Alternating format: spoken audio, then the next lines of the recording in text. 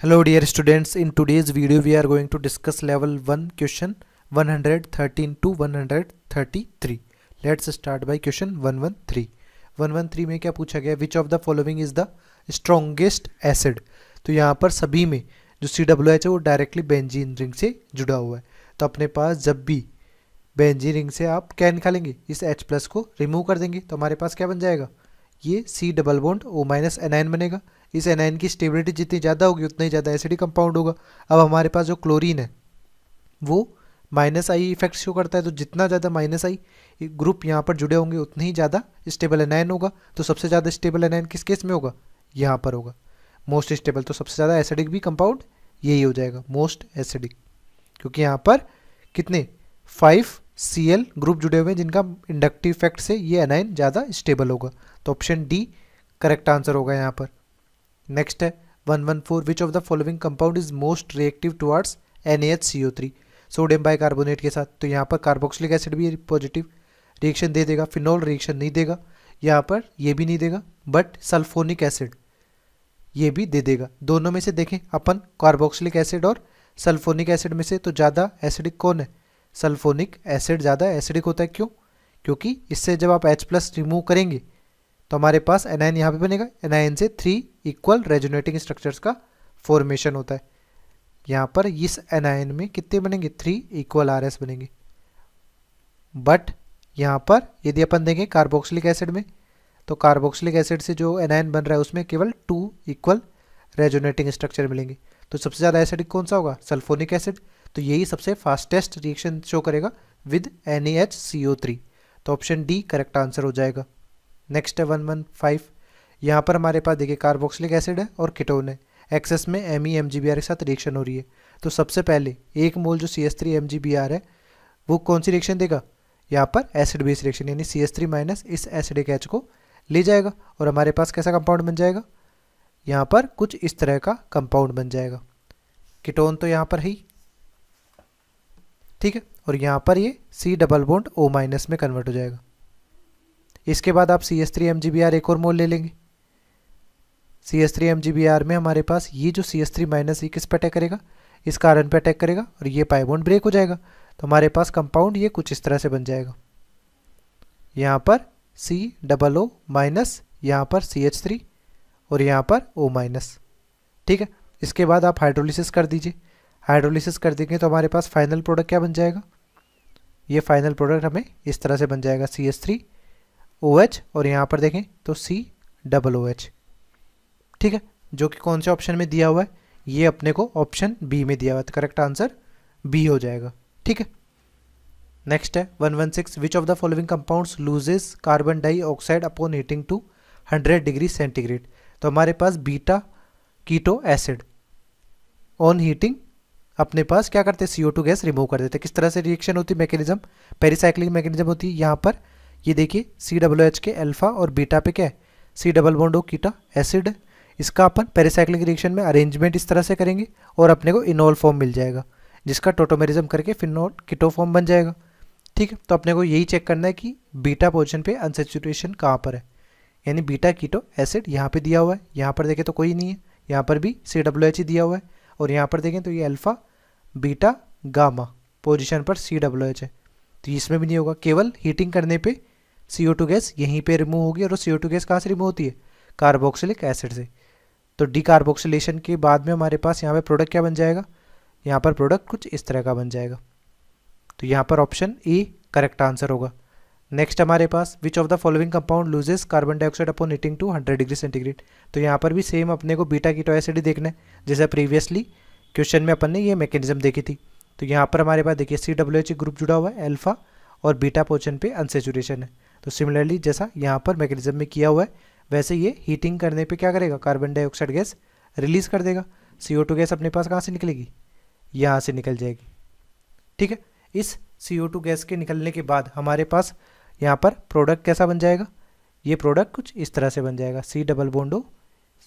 ठीक है,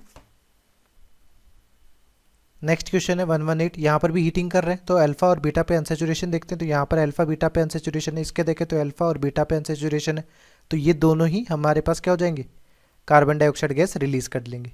यहाँ पर भी देखें तो इसके बाद इस COOH में देखें तो यहाँ पर यदि ये अल्फा होता, ये का अपन देखें यहाँ पर अल्फा है, यहाँ पर बीटा और फिर ये गामा, तो ये COOH इंटैक्ट रहेगा। तो यहाँ पर केवल कितने मोल कार्बन डाइऑक्साइड गैस निकलेंगे? 2 मोल कार्बन डाइऑक्साइड गैस निकलेंगे और प्रोडक्ट अपने पास क्या मिल जाएगा?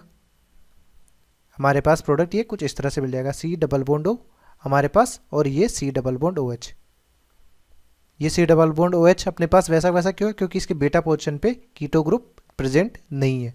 तो ऐसा कौन से ऑप्शन में दिया हुआ है? ऐसा ऑप्शन डी में दिया हुआ है। क्लियर?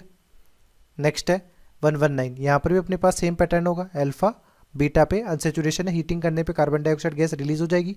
CO2 गैस अपने पास कहाँ से रिलीज होगी? यहाँ से रिलीज हो जाएगी। तो ये कंपाउंड कैसा मिलेगा? ये कंपाउंड अपने को यहाँ पर H रह जाएगा और ये CH3 यहाँ पे जुड़ा हुआ है ही, और C डबल बॉन्ड O यहाँ पर जुड़ा हुआ है।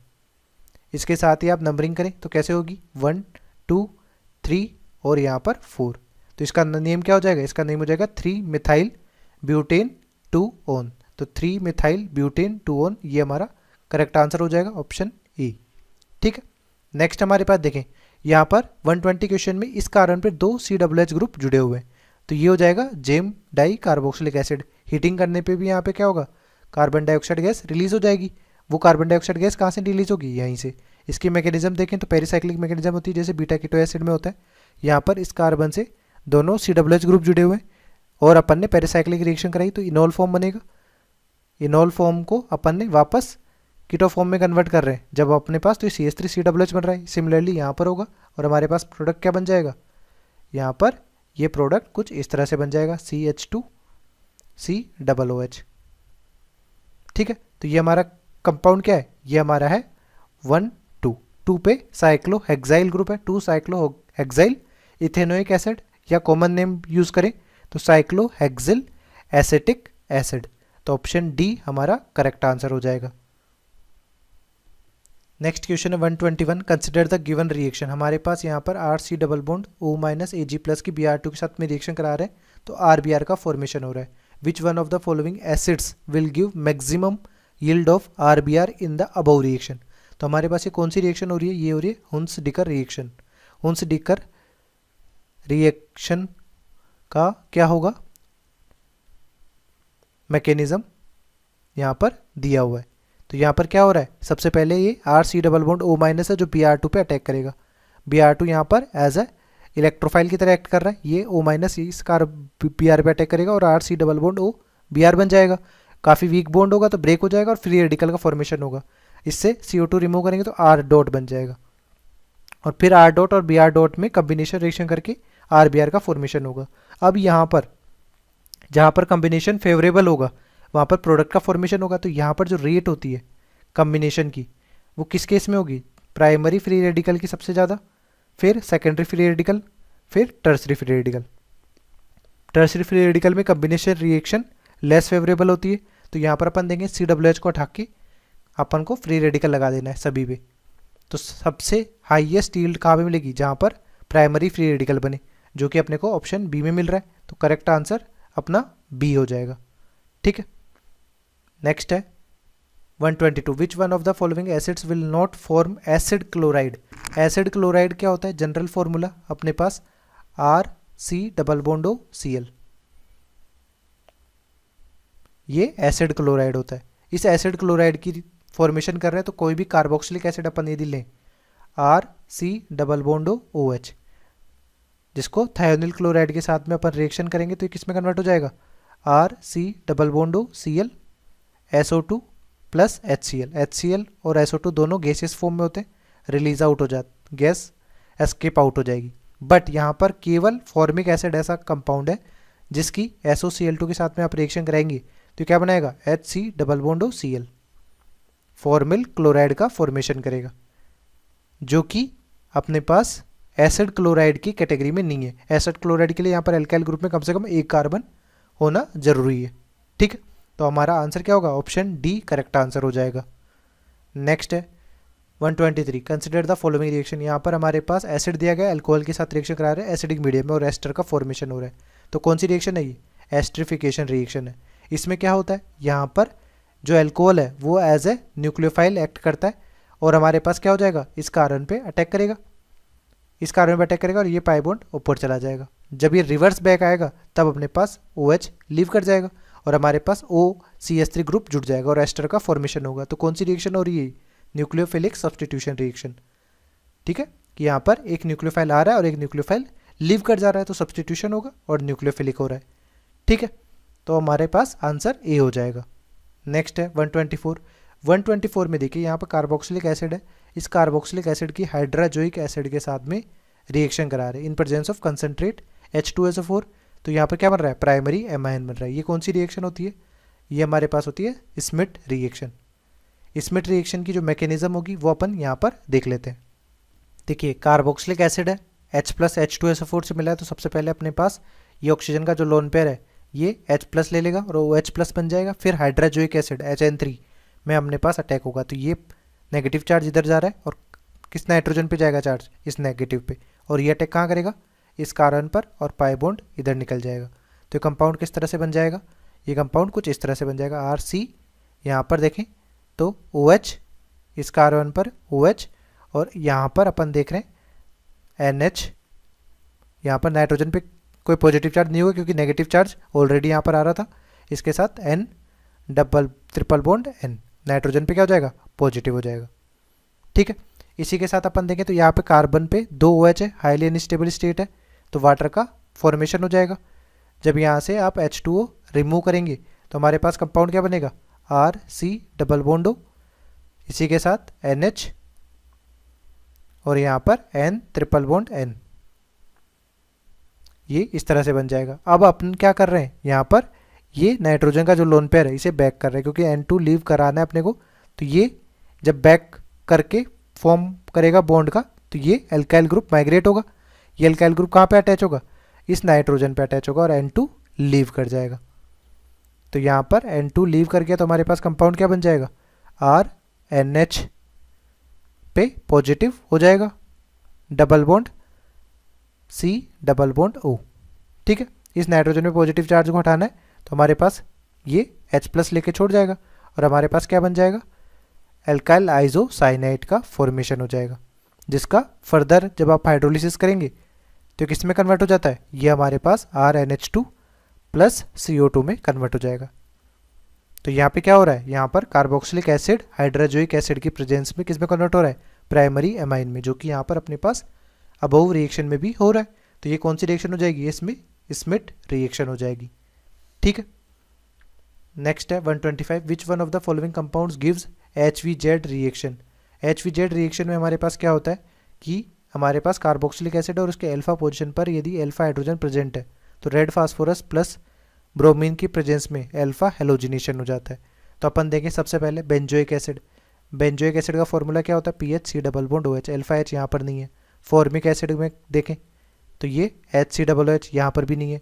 2,2 डाई मिथाइल प्रोपेनोइक एसिड, तो हमारे पास प्रोपेनोइक एसिड का स्ट्रक्चर यदि अपन देखें ये हो गया और 2,2 पे मिथाइल अपन ने जोड़ दिया, तो यहाँ पर भी हमारे पास कोई अल्फा हाइड्रोजन प्रेजेंट नहीं है। केवल 2 मिथाइल प्रोपेनोइक एसिड का स्ट्रक्चर यदि अपन देखें तो हमारे पास क्या हो जाएगा? यहाँ पर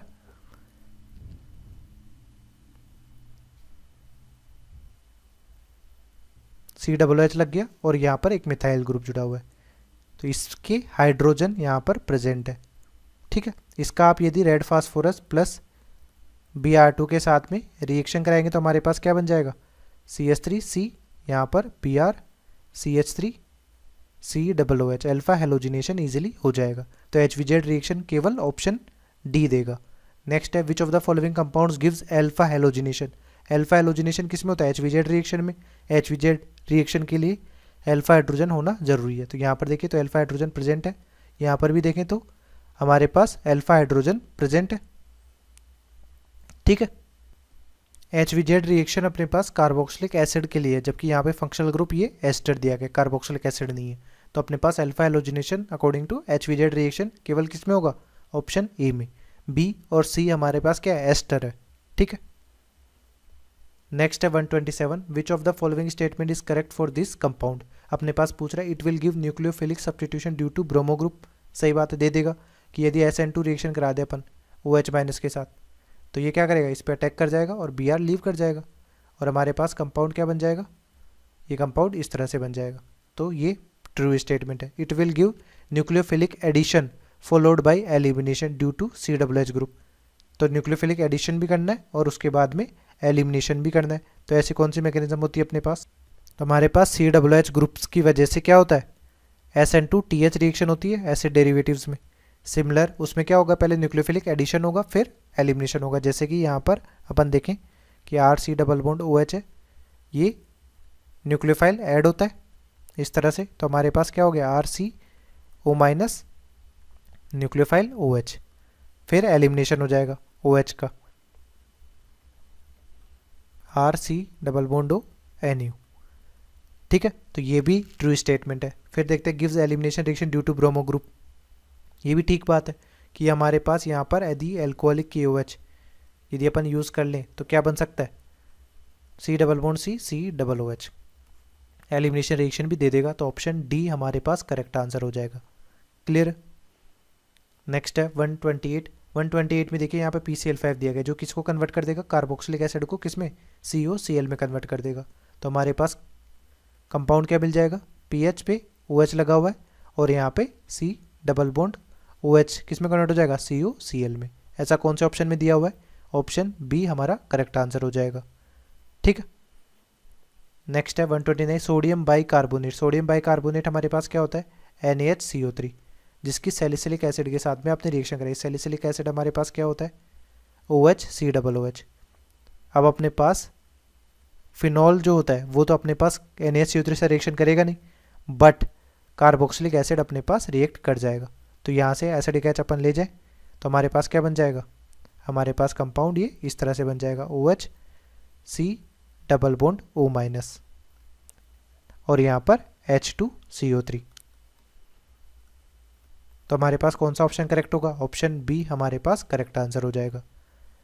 नेक्स्ट है 130 arrange the following carboxylic acid in decreasing order of ease of esterification with CH3OH। तो हमारे पास RC डबल OH पे क्या कर रहे हैं अपन, CH3OH का अटैक करा रहे हैं, यानी इससे एस्ट्रिफिकेशन करा रहे हैं। तो इसमें CH3OH क्या कर रहा है, एक्ट कर रहा है किसकी तरह, एक न्यूक्लियोफाइल की तरह। तो ये कौन से न्यूक्लियोफिलिक सब्स्टिट्यूशन रिएक्शन है। तो अपने को देखना क्या है, स्टेरिक हिंड्रेंस देखनी है कि COOH के पास वाले alkyl group S nucleophilic substitution को कितना फेवर करेंगे। तो यहाँ पर ये प्राइमरी है, यहाँ पर सेकेंडरी है और यहाँ पर टर्सरी, और यहाँ पर भी देखें तो टर्सरी ग्रुप है। 3 इथाइल ग्रुप जुड़े हुए हैं इसी कार्बन से। ठीक है, तो हमारे पास सबसे ज़्यादा न्यूक्लियोफाइल अटैक किस पे करेगा, प्राइमरी वाले कंपाउंड में। तो यहाँ पर रेट अपन यदि ऑर्डर देखते हैं तो हमारे पास क्या हो जाएगा, सेकंड की सबसे ज़्यादा हो जाएगी, उसके बाद फर्स्ट, और अपने पास थर्ड और फोर्थ में डिसाइड करें तो यहाँ पे मिथाइल है, मिथाइल के कंपैरिजन में बल्कि ग्रुप इथाइल होता है। तो यहाँ पे स्टेरिक हिंड्रेंस ज़्यादा होगी तो SN2 रेट यहाँ पर लेस इफेक्टिव होगी। तो हमारे पास थर्ड आ जाएगा, फिर फोर्थ आएगा सबसे लास्ट में। ये हमारे पास एस्ट्रिफिकेशन की रेट का ऑर्डर होगा। ऑप्शन ए हमारा करेक्ट आंसर हो जाएगा। नेक्स्ट है 131 में देखिए हमारे पास यहाँ पर कार्बोक्सिलिक एसिड दिया हुआ है। इस कार्बोक्सिलिक एसिड की रेड फास्फोरस प्लस Br2 के साथ में रिएक्शन कराई हमने। रेड फास्फोरस प्लस Br2 के साथ में रिएक्शन करा रहे हैं तो यहाँ पर कौन सी रिएक्शन होगी, ये हमारी हो रही है HVZ रिएक्शन, जिसमें अल्फा पोजीशन पर हेलोजिनेशन हो जाएगा। अब हमारे पास अल्फा पोजीशन कौन सी दी हुई है, यहाँ पर CH3 ये वाली अल्फा पोजीशन है। इस अल्फा पोजीशन के बेसिस पे अपन देखें यहाँ पर तो क्या बन जाएगा, CH2 Br C double bond OH, जिसकी NaCN के साथ में SN2 रिएक्शन शो कर देंगे। तो ये CN अटैक करेगा इस कार्बन पर और Br लीव कर जाएगा। अब हमारे पास क्या हो रहा है कि CH2 पे C डबल OH ग्रुप है और यहाँ पर C ट्रिपल बॉन्ड N है। जब इसका एसिडिक मीडियम में हाइड्रोलिसिस कर दोगे आप तो ये C ट्रिपल बॉन्ड N किस में कन्वर्ट हो जाएगा, C डबल OH में कन्वर्ट हो जाएगा। तो हमारे पास फाइनल प्रोडक्ट क्या बनेगा, फाइनली प्रोडक्ट हमारे पास ये बन जाएगा, जो कौन से ऑप्शन से मैच कर रहा है, ऑप्शन ए से मैच कर रहा है। तो करेक्ट आंसर ए होगा। ठीक है। नेक्स्ट है 132 में HBr के साथ रिएक्शन हो रही है तो H प्लस और Br माइनस, यहाँ पर H प्लस पे अटैक करेगा तो कार्बोकेटाइन कहाँ बनेगा, C डबल OH अपने पास माइनस M इफेक्ट है तो उसके नियरर तो नहीं बनेगा। तो यहाँ पर C डबल OH और पॉजिटिव चार्ज कहाँ बनेगा, पॉजिटिव चार्ज यहाँ पर बन जाएगा और H प्लस यहाँ जुड़ जाएगा। इसके बाद आप Br माइनस का अटैक कराएंगे। Br माइनस का अटैक इस कार्बोकैटायन पे बनेगा, तो हमारे पास प्रोडक्ट क्या बन जाएगा, प्रोडक्ट अपने पास ऑप्शन बी जैसा मिल जाएगा। तो करेक्ट आंसर बी है। नेक्स्ट है reducing property of formic acid. Formic acid हमारे पास क्या होता है, HC डबल बॉन्ड OH।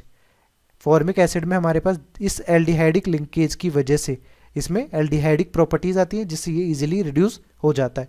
तो ऑप्शन बी हमारे पास एल्डिहाइडिक लिंकेज की वजह से रिड्यूसिंग प्रॉपर्टीज की शो हो रही है। Clear? Thanks for watching. Hopefully this video solution series helped you out to clear your doubts. Give this video a thumbs up if it is useful for you. If you are new to this channel, make sure to click the subscribe button and bell notification icon so you don't miss latest videos from our video solution series and education related stuff from GM Academy.